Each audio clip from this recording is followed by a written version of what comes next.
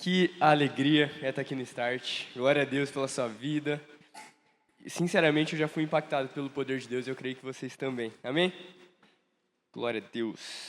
Queria fazer uma pergunta. Hoje a gente vai falar sobre escola, sobre evangelismo, sobre missões, sobre o nosso relacionamento com Deus. Mas a pergunta... Vocês gostam daqueles pregadores que falam assim, olha para a pessoa que está do seu lado. Quem gosta aqui? Levanta a mão. Ninguém? Tá, então olha para a pessoa que está do seu lado e você vai fazer a seguinte pergunta. Pergunta assim, se você pudesse definir a sua escola em uma palavra, qual você falaria? Aí pode falar para a pessoa. E aí? Uma palavra. Como você definiria a sua escola? Pode ser duas, vai, se precisar duas. É forte, né? Tem várias opções, você já deve ter pensado em alguma. Tá, agora eu vou fazer outra pergunta. Quem aqui usou um adjetivo meio ruinzinho, assim, uma coisa meio chata, meio... Ok. Quem usou um adjetivo legal, assim, coisa boa? Quem mais ou menos, tanto faz. Quem falou educação física? Sempre tem uns, né? Incrível. Talvez você tenha uma visão sobre a escola que seja sua. Talvez você pense que é legal, talvez você pense na escola e você já se lembre de algo ruim, ou talvez de algo muito legal, de estar com seus amigos todos os dias. Mas eu queria que você repetisse o que todo mundo aqui vai falar, o que todo mundo aqui vai crer ao fim dessa mensagem. Fala assim, a minha escola, mais alto, a minha escola é um campo missionário. Amém, eu creio nisso. Eu creio que as escolas são cheias do poder de Deus. Eu creio que vocês, adolescentes, vão incendiar essas escolas. E eu queria começar essa pregação. Sinceramente, essa mensagem, ela só vai fazer sentido, esse título, no último ponto. Então, se você é um pouco curioso, você pode anotar à vontade, mas no último ponto, ela realmente fará sentido. Você pode abrir sua Bíblia em Lucas capítulo 19. Lucas capítulo 19, pode ir lá para o versículo 37, para a gente começar a ler. Lucas 19, 37. Quem achou fala escatologia. Tá meio fraco ou vocês não souberam a palavra, mas eu confio. Lucas 19, versículo 37 em diante. Quem achou fala amém. O problema era a palavra, então, tudo bem. Lucas, versículo 37, vou começar a leitura. E quando Jesus se aproximava da descida do Monte das Oliveiras, toda a multidão dos discípulos começou com muita alegria a louvar a Deus em alta voz, por todos os milagres que haviam visto. Eles diziam, bendito é o Rei que vem em nome do Senhor, paz no céu e glória nas maiores alturas. Alguns dos fariseus lhe disseram em meio à multidão, mestre, repreenda os seus discípulos. Mas Jesus respondeu, eu afirmo a vocês que se eles se calarem, as próprias pedras clamarão. Quando Jesus ia chegando a Jerusalém, vendo a cidade, chorou por ela, dizendo, se você soubesse ainda hoje o que é preciso para conseguir a paz. Mas isso está agora oculto aos seus olhos. Pois virão dias em que os seus inimigos cercarão vocês de trincheiras e apertarão o cerco por todos os lados. Vão arrasar você e matar todos os seus moradores. Não deixarão pedra sobre pedra, porque você não reconheceu o tempo em que Deus veio visitá-la. Feche seus olhos. Oh, meu Deus. Quebranta o nosso coração nessa noite, meu Pai. O Senhor se agrada muito mais, muito além de sacrifício, o Senhor se agrada de um coração quebrantado, de um espírito contrito.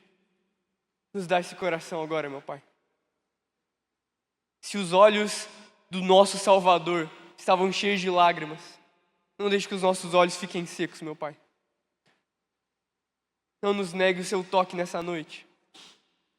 Não negue a sua presença, Pai. Nós queremos mais do Senhor. Por favor, meu Pai. Se existem aqui mortos, façam eles reviverem Se algo no nosso coração está duro, endurecido pelo pecado, por quem nós somos, então transforma quem nós somos, meu Deus. Nos faz andar como Jesus andou. Em nome do Senhor Jesus. Amém. O cenário é de festa, nesse monte, nessa caminhada de Jesus. Jesus está cumprindo uma profecia do Antigo Testamento. Sabe aquela parte, Jesus vai num jumentinho, cavalgando, e daí o pessoal vai jogando os ramos assim, você já deve ter visto no musical de Natal. E a galera está empolgada, a galera está louvando Jesus, está chamando ele de rei, está falando glórias a Deus nas alturas, por esse Deus que está aqui, que veio, que se fez presente, que está cumprindo essa profecia incrível. Os fariseus chegam a falar: ô Jesus, manda esse pessoal aí calar a boca, por favor. Estão chamando o Senhor de rei, estão falando um monte de coisa. Jesus fala: meus queridos, se esses ficarem quietos, vai levantar até uma pedra do chão para falar que eu sou rei. Jesus está vivendo a concretização de uma profecia. Como que você acha que estava o clima nesse dia? Acho que era um clima de festa, de alegria. Mas aí, no versículo seguinte, acontece algo que me choca. 41. Quando Jesus ia chegando a Jerusalém, vendo a cidade, chorou por ela. E a pergunta que eu te faço, adolescente: por que Jesus chorou? Por que Jesus chorou? Eu vou fazer a mesma pergunta agora, mas eu vou adicionar algumas palavras. Por que Jesus chorou se o clima era de festa e se haviam pessoas comemorando, se alegrando nele? Por que Jesus chorou? Posso complicar um pouco a pergunta? É a mesma pergunta, só estou mudando umas palavras. Por que a segunda pessoa encarnada da Trindade chorou? Porque aquele que é cheio de glória, aquele que existia antes do mundo ser criado, antes de você, meu querido, pensar em existir, ele já tinha toda a glória. Ele estava num relacionamento incrível com a Trindade, Deus Pai, Deus Filho, Deus Espírito Santo. Eles se amavam, eles tinham tudo que precisavam, que queriam. E até hoje é assim, a Trindade plena. E ele se encarna, ele vem, nasce como humano, vive a sua vida de maneira perfeita e chora. Por que ele chorou? Jesus chorou porque o coração desse Cristo, o coração da segunda pessoa da Trindade, o coração desse Deus que se fez carne, queimava pelas almas das pessoas. Existia um amor puro, um amor intenso, um amor poderoso no coração de Cristo, a ponto de mesmo em um momento feliz, onde realmente muitas pessoas reconheciam Ele como rei, Ele olha para uma Jerusalém devastada primeiro pelo próprio pecado, pelo fato deles ignorarem a esse Messias que já estava vindo aqui na terra, mas também pela destruição que viria justamente por conta dessa cegueira. Sabe o que falta para nós? Quebrantamento. Porque enquanto os olhos de Jesus estão molhados, muitas vezes os nossos estão secos. E a gente começa a olhar para as pessoas ao nosso redor e a gente sabe que existem pessoas que estão indo para o inferno. Mas isso não toca o nosso coração. Você está ali na escola, eu estou na minha faculdade, a gente olha ao redor pessoas que a gente gosta, que a gente se diverte, que a gente quer caminhar junto. Mas essas pessoas estão indo para o inferno. Essas pessoas não conhecem ao nosso Deus, que é o nosso Cristo. E a gente precisa de quebrantamento. O choro de Jesus, na palavra em grego, não é um choro leve, não é uma lágrima que escorreu, é um choro de soluçar. Como está o nosso coração em relação às almas perdidas? Tempo atrás, ano passado, conversando com um amigo, ele estava vivendo uma situação muito difícil na vida dele, lutando contra o pecado, lutando contra várias coisas. E sempre quando ele pedia conselho, eu dava conselhos, eu falava: não, eu vou orar por você. Mas no fim do ano, Deus quebrantou meu coração. Como se Deus estivesse perguntando: quantas vezes você chorou por esse amigo? Isso tocou meu coração, cara. Ah, como dói. Quando a gente percebe que a gente não tem amado aquelas pessoas que nós dizemos amar. E eu entrei no meu secreto e eu falei, Deus, eu quero ficar aqui até poder chorar, até poder me quebrantar pelo Senhor. E eu não falo sobre o emocionalismo vazio. Estou falando de uma conexão real com quem a pessoa é, com o destino e com a eternidade dela. Se alguém quiser vir no teclado aqui, será muito bem recepcionado nessa mensagem. Dá uma respirada comigo. 1, 2, 3. Ok, o começo foi um pouco intenso. Mas realmente, falando sobre missões, falando sobre evangelho, eu não quero chegar aqui e falar, olha, para você evangelizar os seus amigos da escola, faça isso, isso, isso, plano A, plano B, se não der certo você muda isso e a gente faz uma teoria prática incrível e você tem um plano, você tem, mas o seu coração está distante. O que adianta? O que adianta?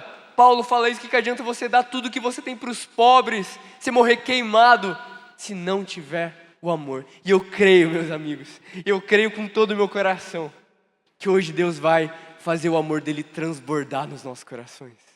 Você crê nisso? Amém? Eu creio que Deus vai fazer isso nas nossas vidas. E eu creio que esse coração quebrantado só pode ser dado pelo Senhor. A gente precisa de um milagre. A gente precisa que Ele toque o nosso coração, a ponto da gente olhar para as pessoas e falar, eu quero que essa pessoa vá para o céu. Eu quero que essa pessoa mude de vida. Eu quero e eu tenho algo que pode transformar a vida dela. E talvez a sua dúvida agora seja, Júlio, eu não consigo ser assim. Eu não consigo. Meu coração é duro, eu não ligo tanto para as pessoas. Eu tenho timidez para falar do evangelho, eu sou meio nervoso, meio ansioso. Eu não sou muita coisa, eu não sou influente igual meus outros amigos. Não sou extrovertido, não sei falar com todo mundo. Sabe aquela pessoa que parece que faz amizade em 5 segundos com todas as pessoas? Talvez você olhe e fale, eu não sou assim. Eu quero te dizer, meu irmão, que o evangelho não é sobre a nossa capacidade de fazer A ou B. É sobre o Senhor capacitando aquele que Ele está chamando para a obra. Deus gosta de chamar aquelas pessoas fracas, aquelas pessoas ansiosas, aquelas pessoas que têm dificuldade para quase tudo. E daí Deus faz algo tão grande através da vida dessas pessoas, que as outras pessoas ao redor vão olhar e vão falar, tem algo diferente nela. Tem um Deus, tem um Cristo, tem um Espírito Santo poderoso. Tem algo diferente nessa pessoa e eu creio que Deus vai nos levantar. Porque é através do Espírito Santo que isso acontece. Esse Jesus que a gente leu aqui, que chorou pelas almas que iam se perder, é o mesmo Jesus que morreu na cruz pelos nossos pecados, que ressuscitou e que nos enviou o Espírito Santo. E é esse Espírito Santo que muda tudo. A Amanda falou aqui sobre estremecer a terra, sobre abalar o mundo, virar o mundo de ponta cabeça com o evangelho. Você acha mesmo que a gente consegue fazer isso só com o nosso esforço, com a nossa dedicação? Não, meu irmão. A gente precisa desse Espírito Santo de fogo, de poder. A gente precisa dele. E a gente só tem o Espírito Santo se nós cremos nesse Cristo. Se a gente fala, eu quero caminhar com você, Jesus. Eu quero caminhar com esse Jesus. Eu quero ter um coração mais quebrantado do que eu tenho hoje. Como a gente pode viver como cristãos se o Espírito Santo estiver apagado dentro da gente?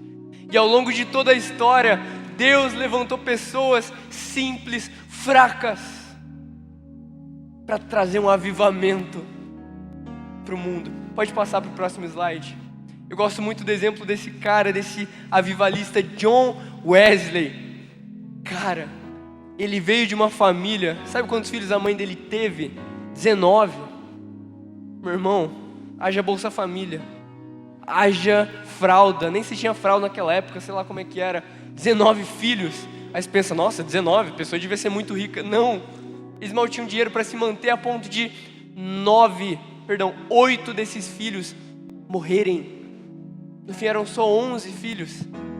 Susana Wesley cria essas crianças com dedicação, ensinando elas a orar. A mãe de John Wesley ensinando elas a viver para Deus. E tem um incêndio na casa desse cara, quando ele era criança. E ele é salvo milagrosamente, a ponto da mãe dele olhar e falar, não, peraí, tem alguma coisa diferente na vida dele. Eu creio que aqui existem adolescentes que passaram por coisas tão terríveis. E eu quero te dizer, tem algo diferente na sua vida, meu irmão. Talvez você viveu livramentos, você passou por traumas, feridas, e Deus está te dizendo, eu estava lá. Quando a casa pegou fogo, Deus estava lá para tirar esse homem que se tornou um dos maiores evangelistas da história. E esse homem, John Wesley, ele entrou na faculdade, ele cria na faculdade um clube, uma reunião, um grupo de oração, de leitura da Bíblia, sabe, de pregar o evangelho. Ele começa a reunir com uma galera, com seus amigos, entre eles, seu irmão, Charles Wesley e George Whitefield, outro um dos maiores avivalistas do primeiro grande despertar. Eles começam na faculdade a orar, a ponto do clube que eles tinham, do grupo de oração ser chamado de Holy Club, Clube Santo. Aí você pensa, nossa, que nome legal, né? Fazer uma logo, deixar bem bonito, tipo Start, tipo Fire Up. Não, a galera deu esse nome para fazer chacota deles, para falar, olha os santinhos aí, ficam orando, ficam jejuando. Mas esse John Wesley não parou. Ele começou a pregar o evangelho, começou a viajar, até ter uma experiência incrível em Aldersgate Street, no dia 24 de maio. Mesmo pregando o evangelho, ele não se sentia convertido. Ele não sentia realmente que ele tinha o Espírito Santo, ele tinha essa dificuldade de crer que os pecados dele tinham sido perdoados. Ele tem uma experiência. E ele diz que ele sentiu quando um homem lia Romanos, ele sentiu o coração dele estranhamente aquecido. E aquele dia foi um marco d'água, um marco para a vida dele. Uma gota d'água para fazer transbordar o Espírito Santo. E ele pregou muito, mesmo sendo de uma família tão difícil. Pode passar o próximo slide. Seth Joshua, talvez você nunca ouviu falar desse cara, mas se você já ouviu falar sobre o avivamento no país de Gales, um país bem pequeno lá da Europa, esse cara era um pregador, um evangelista, e ele começava a orar pelo país.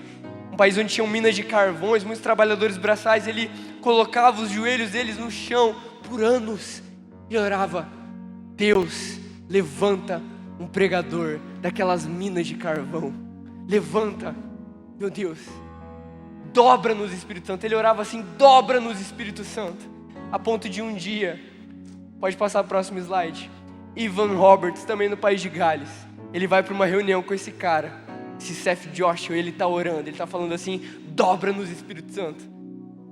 E esse Evan Roberts fala assim, cara, eu quero ser dobrado pelo Espírito Santo, eu quero transbordar desse fogo que ele está falando. E ele é batizado pelo Espírito, ele tem uma experiência marcante, ele se torna um dos maiores pregadores que o país de Gales já teve, conduzindo por um ano inteiro um avivamento tão grande que os bares esvaziaram, as pessoas mudaram, o crime diminuiu, porque o avivamento estava tomando aquele país completamente. Você pensa que o cara era fera. Gente, ele veio das minas de carvão, um trabalhador pouco educado, mas cheio do Espírito Santo. E eu creio que hoje o Espírito Santo vai nos fazer dobrarmos os nossos joelhos, realmente para a gente estar cheio desse Espírito. Pode passar para o próximo. E o último que eu queria citar, esse Dwight Moody. Ele também era um simples sapateiro, ele trabalhava numa loja de sapatos. Até que um professor, que também dava aulas bíblicas, foi lá na loja de sapato, pregou o evangelho para esse cara. Acho que ele não tinha tanta barba na época, era mais novinho. Ele prega o evangelho, esse cara aceita o Senhor e se torna um dos maiores avivalistas que o mundo já conheceu, Dwight Moody. E ele começa a ter experiências incríveis com Deus. Uma vez duas senhoras chegam para ele e falam, nós estamos orando por você. Aí Dwight, todo cheio de si, ele fala assim, não, mas orando por mim, por que você não ora pelo resto do pessoal que não aceitou Cristo ainda? Aí as duas senhorinhas, imagina aquelas senhorinhas do coque, você já sente a vibe de fogo assim pegando, e elas falam, você precisa de poder.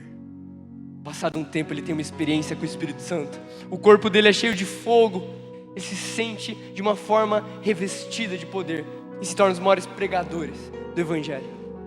Todas essas pessoas que nós estamos aqui são pessoas frágeis, de histórias improváveis, pessoas que não tinham dinheiro, não tinham status, não tinham condições, eles não tinham nada, mas o Espírito Santo se agradou de usar a vida de cada um.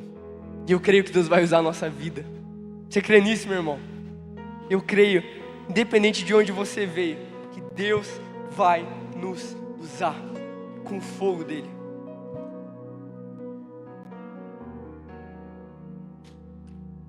Porque o ponto não é a nossa capacidade, mas o que Jesus quer fazer. Feche seus olhos agora e pensa na sua escola. Se você mudou de escola, talvez nem conheça a nova, mas acho que as aulas estão para começar aí, ou já começaram, mas imagina a sua escola. Precisa imaginar com aquela galera bagunceira, ou imagina também com todo mundo, a sala cheia, 52 alunos. Imagina a sua escola. Agora meio que como se fosse um drone, de olhos fechados, imaginando, você sobe assim pela sua escola, de cima olhando para baixo, e você vê ela pegando fogo, incendiada. Pode abrir seus olhos. Cara, Deus tem algo para a sua escola. E é isso que Ele quer que hoje a gente acorde e a gente entenda. Deus quer fazer algo na sua escola. Deus tem um avivamento para a sua escola. Deus tem ovelhas perdidas na sua sala, nas outras salas. Deus tem algo. E daí a gente para de pensar só em nós mesmos. A gente começa a pensar, não é só eu que quero algo. É o Deus Todo-Poderoso, cujos planos não são frustrados. Ele quer salvar os seus amigos. Talvez se você ainda não aceitou Jesus, hoje Ele quer te salvar. Hoje Ele quer pregar o Evangelho no seu coração de uma forma tão poderosa. Tudo vai mudar. Talvez você olhe e pense, Júlio, mas a escola é um lugar complicado de evangelizar. É difícil, ninguém liga.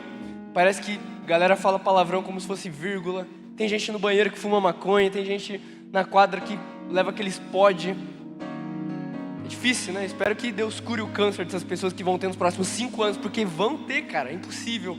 Infelizmente existem adolescentes perdidos no mundo, cara. E talvez na sua escola sejam cheios desses.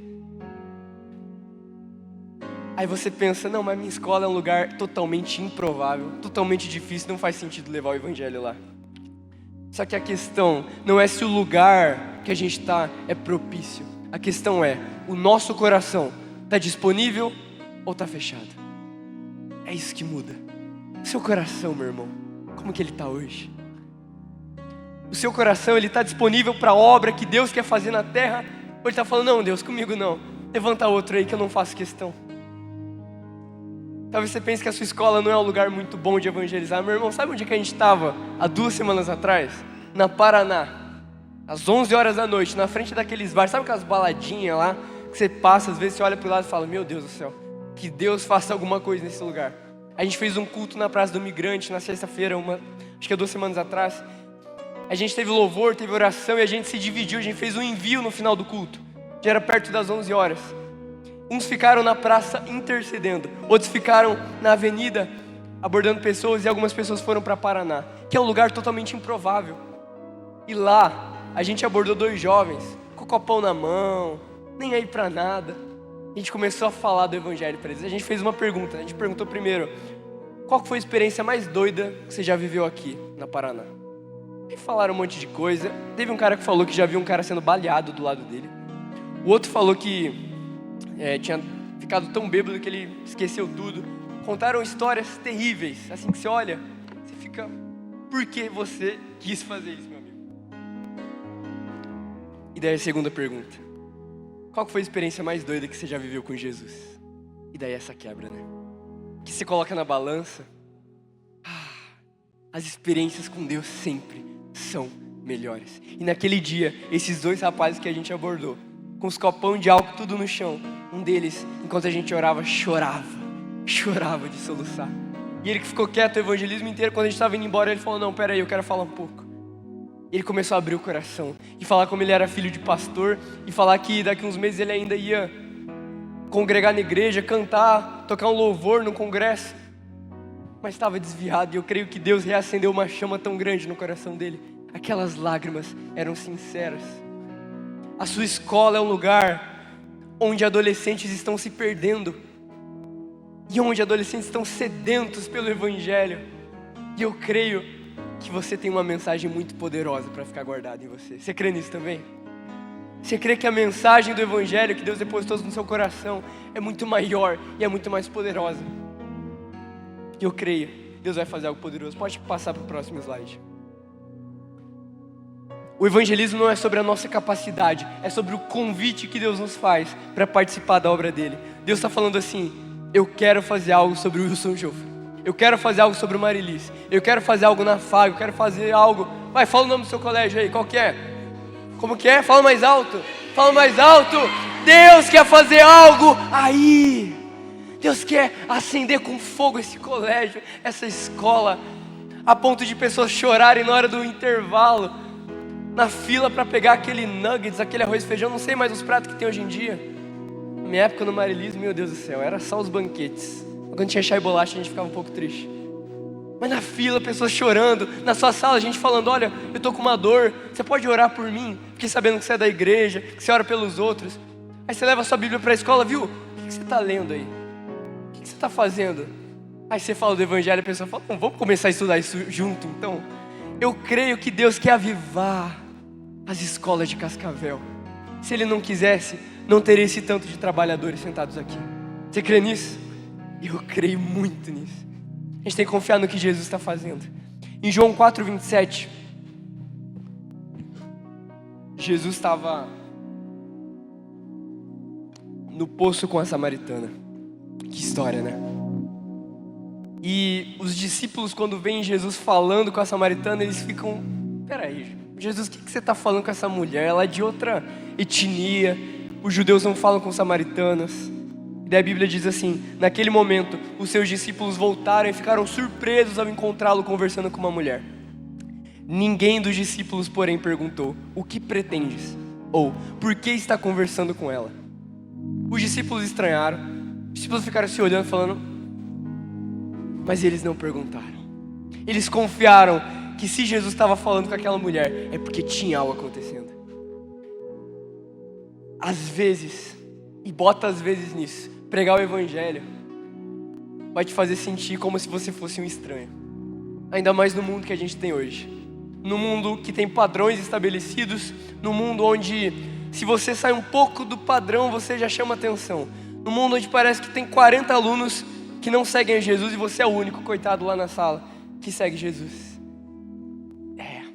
É você mesmo que Deus quer levantar. Especialmente se você for um dos 2, 3 ou 4 cristãos de verdade que estiver nessa sala. Ele quer. Mas e aí? Você topa ser alguém estranho? Você topa ser alguém estranho? Quem aqui se considera alguém estranho? Levanta a mão. Quem levantou a mão tem um pouco de originalidade, autenticidade. E talvez seja uma pessoa estranha mesmo, né, gente? Nada contra também. Vocês que não levantaram a mão, talvez vocês não querem ser alguém estranho, porque é ruim ser estranho. Você se sente meio deslocado. Quem aqui é junior, tá chegando no start aí nos últimos meses? Nem quero levantar a mão, gente. Olha, é isso que eu tô falando. A gente, na nossa adolescência, eu sei o que vocês estão vivendo. Às vezes a gente não quer passar como estranhos. E na idade de vocês, no teens, eu tinha esse desejo, eu não queria ser estranho. Eu não queria. E o Mika, um tempo atrás, me mandou uma foto, eu com o microfone, não lembro o que eu estava falando, acho que com testemunho.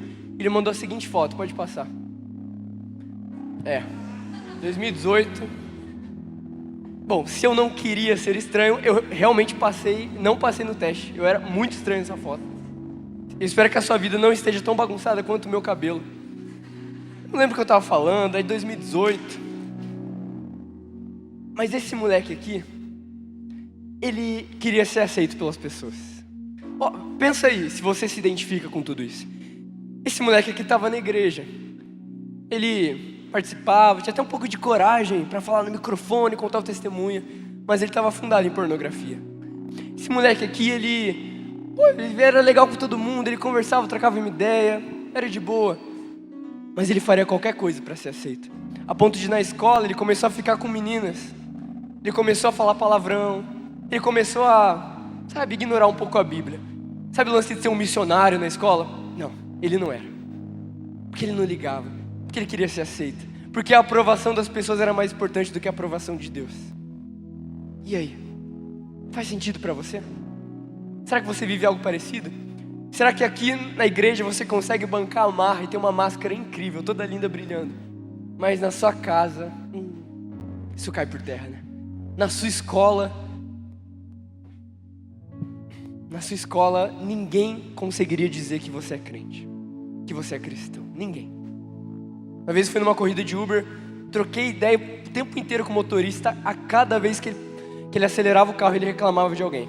Era um que fechou, é o outro que não deu seta e falava palavrão no final da corrida, perguntei se você frequenta alguma igreja aqui em Cascavel. Ele falou, eu vou na Ressoar todo domingo. É ruim, né? Mas você está sendo isso na sua escola. Você está sendo um hipócrita. Um hipócrita. Que fala que vive algo, mas que não entendeu o Evangelho.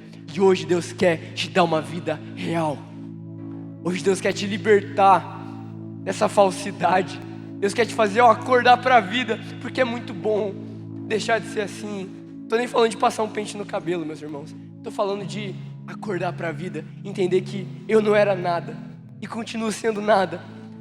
Mas a partir do momento que eu falo, Deus, eu quero andar com o Senhor, Ele não vai deixar a gente da mesma forma. Amém? Você crê nisso? Você está no processo de transformação. Mas enquanto você quiser a aprovação das pessoas, você vai continuar sendo escravo do mundo. E aí?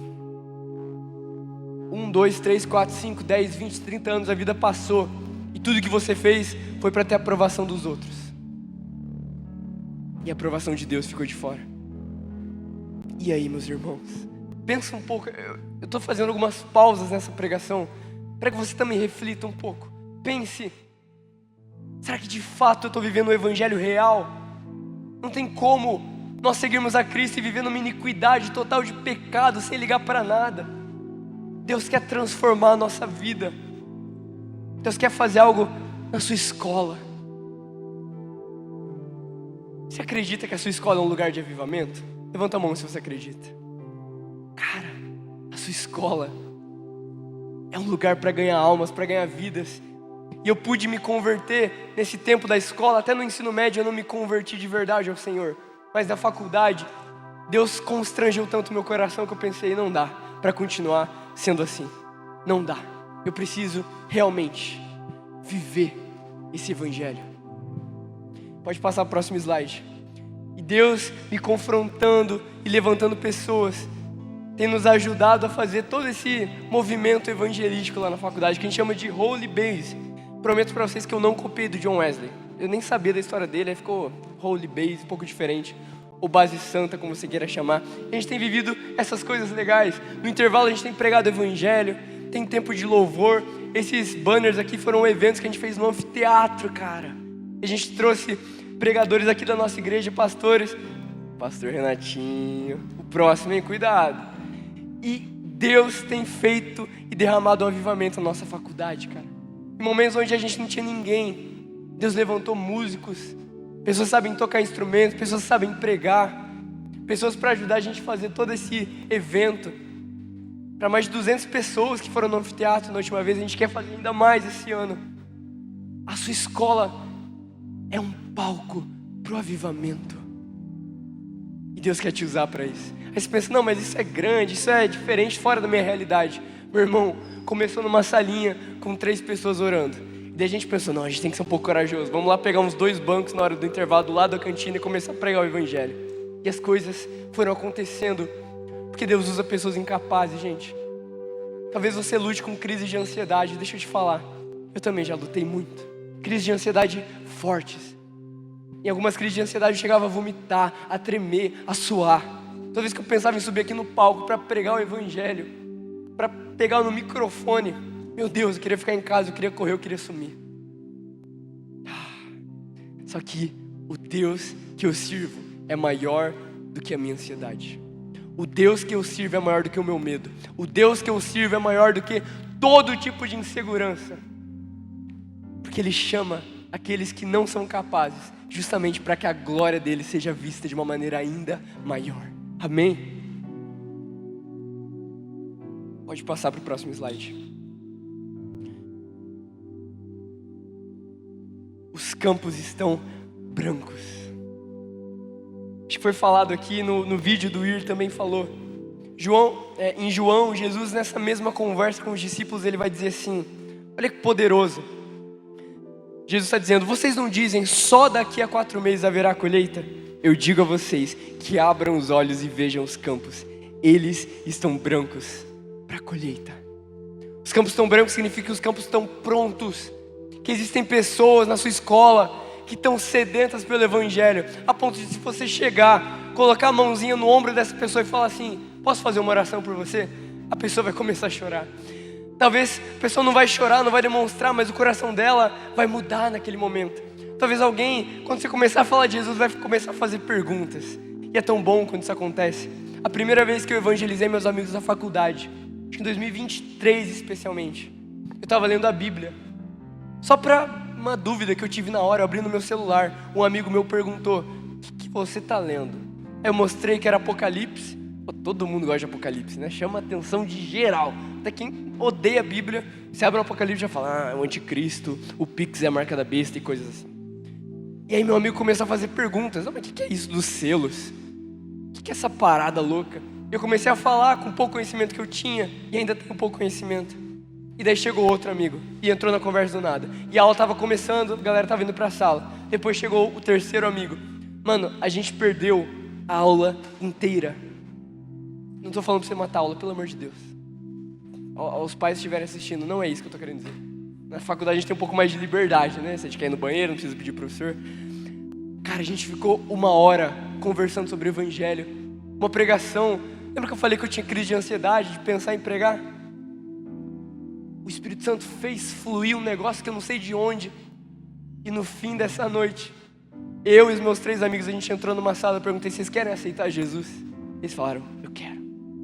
E a gente orou nesse mesmo dia. Então começou uma série de estudos bíblicos, além dessa célula que a gente mostrou. Toda semana eu e os meus amigos, a gente tem 9 amigos além de mim, a gente se reúne numa sala para estudar a Bíblia. Cara, você pode fazer isso. Deus quer abrir portas assim, porque não é sobre quem nós somos, é sobre quem Deus é sobre o Espírito Santo, é sobre um avivamento que não depende da nossa capacidade, mas que depende do Espírito Santo, amém? Pode passar o próximo slide. Para encerrar essa mensagem, e aí vai começar a fazer sentido o título.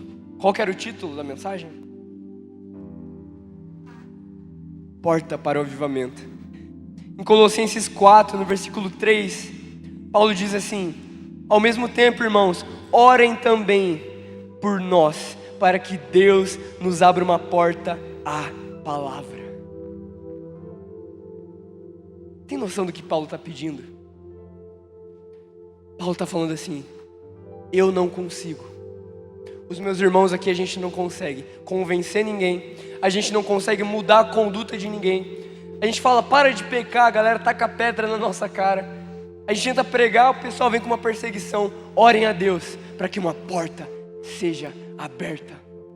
E é tempo de orar para que na sua escola portas sejam abertas. Um amigo que faz uma pergunta sobre Jesus, uma pessoa que está com dor de cabeça, você tem a chance de orar. Cara, são portas que Deus está abrindo para te fazer pregar o evangelho, para pessoas se converterem, para células nas escolas acontecerem. Eu sei de adolescentes aqui que já têm feito células nas escolas, cara. Isso é incrível. É um avivamento, mas o fogo tem que se espalhar por essa Cascavel inteira. Orem para que Deus abra uma porta. Mas aí a gente precisa estar cheio da mensagem que a gente está pregando. Porque Paulo fala, olha o que Paulo vai dizer: orem para que Deus abra uma porta para a nossa mensagem. E a banda pode subir, não sei se vocês vão tocar mais alguma música. Fechou. Então a gente já vai para o encerramento. Cara, a nossa mensagem. Quem é esse Paulo que chamou o evangelho de minha mensagem? Olha a intimidade que esse cara tinha com o evangelho. Olha isso. O evangelho é a sua mensagem? O show quase veio aqui. Foi por pouco. Depois a gente faz um acústico aí, violão e voz ali. Ou bateria e voz, enfim. Cara, o evangelho precisa ser a sua mensagem. É a mensagem da Bíblia, é a mensagem onde você vai falar que Jesus nasceu, se encarnou, Deus vivo, viveu uma vida perfeita, morreu na cruz, ressuscitou. Ele quer um relacionamento. Mas você precisa viver isso. Eu quero que você feche seus olhos agora.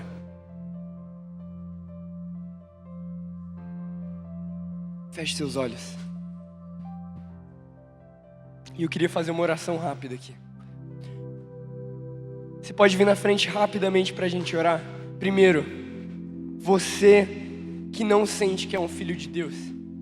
Você que talvez como John Wesley, mesmo fazendo coisas para a igreja, mesmo vivendo coisas legais, incríveis aqui, servindo, tendo amigos vindo no Start, você não sente que os seus pecados foram perdoados. A culpa ainda te pega. E a culpa parece que te faz incapaz de pregar o evangelho para alguém. Você pensa, não, mas eu ainda não sou perfeito, como eu vou pregar essa mensagem? Talvez essas mentiras estão na sua cabeça. Se você faz parte desse grupo, vem aqui na frente. Mas tem um segundo grupo que eu também queria chamar. Você pode ficar de pé também para a gente orar e encerrar. Todo mundo pode ficar de pé. Você que se sente um covarde, você que se sente ansioso, você que se sente tímido demais, você que se sente incapaz demais, talvez como Moisés, quando Deus chama ele, e Moisés fala, Deus, eu não sei falar. Eu queria ter um tempo rápido de oração aqui na frente. Você pode vir aqui e feche seus olhos, se você quiser ficar no seu lugar também. Peço para os líderes vierem aqui orar pelas pessoas. Oh, meu Pai, levanta missionários nesse lugar. Levanta aqueles que não se sentem capazes, meu Deus. Levanta aqueles que olham para a escola e pensam, meu Deus, eu nunca vou fazer diferença nesse lugar. Por favor, meu Deus. Esses são os trabalhadores para a tua obra. Fecha os olhos e começa a pensar na sua escola. Começa a pensar na sala de aula. Começa a pensar nos alunos. Começa a pensar sobre pessoas recebendo o evangelho. Deus quer levantar missionários e evangelistas. O evangelho é puro, o evangelho é simples. A gente que tenta complicar. Vamos orar. Se coloque de joelhos. Meu Deus, meu Pai, nos perdoe, meu Pai. Nos perdoe, Deus, pelo nosso coração que é tão duro às vezes, pelo nosso coração que é endurecido, pelo nosso coração que não consegue olhar para o próximo e chorar com os que choram. Nos ajuda, meu Deus, por favor. Eu oro agora, Deus, por cada escola, em nome do Senhor Jesus, por cada escola. Os adolescentes falaram cada nome de escola aqui, onde eles estão estudando. Nós, em uma só voz, te pedimos: abre portas para a mensagem do Evangelho. Abre portas para o avivamento, meu Deus. Por favor, nós clamamos por isso. Faz algo novo nas escolas. Dá ideias criativas para cada adolescente, para que eles possam, no intervalo, reunir grupos de estudos bíblicos. Eu vejo isso acontecendo nas escolas. Jovens que em escolas que talvez exista uma liberdade maior. Jovens que vão levar violão e vão louvar Jesus. Jovens que vão talvez em escolas mais fechadas, que não é permitido muito dessas demonstrações de fé. Jovens que vão pelo mesmo Espírito que guia os missionários da igreja perseguida, dos países perigosos ao longo do mundo. Jovens e adolescentes, meu Deus, que vão pregar o Evangelho um a um, para o amigo da carteira do lado, que vão orar pelas aquelas pessoas que estão passando mal, que vai pregar o Evangelho e clamarem, Deus, clamarem, meu Pai, para que o Senhor abra uma porta para o avivamento em cada escola, Deus. Isso é um envio santo, um envio com fogo. E se existem aqui adolescentes que não sentem ainda o amor do Pai, a capacitação do alto, dá um fogo, Deus, para esses adolescentes. Um fogo que vai aquecer corações, que vai transformar vidas. Que toda culpa, todo medo, toda insegurança, toda ansiedade caia por terra agora, em nome do Senhor Jesus. Levanta esses adolescentes com pureza, Pai. Nós te pedimos perdão por todos os nossos pecados. Se existem adolescentes que têm falado palavrão, que estão afundados em pornografia, que estão cheios de orgulho, cheios de fofoca, cheios de preguiça, nos liberta, Pai. Liberta cada um dos seus pecados. Em nome do Senhor Jesus. Dobra-nos, Espírito Santo. Dobra-nos, Espírito Santo. Dobra-nos. Molda o nosso coração, que não seja mais sobre o que a gente pensa, mas que seja Jesus pensando em nós. Nos ajuda a imitar a esse Cristo que nós amamos. Obrigado pelo teu amor, meu Pai. Envia cada adolescente em segurança para casa. E especialmente, faz essas escolas incendiadas com o fogo do Espírito Santo. Em nome do Senhor Jesus. Amém e amém.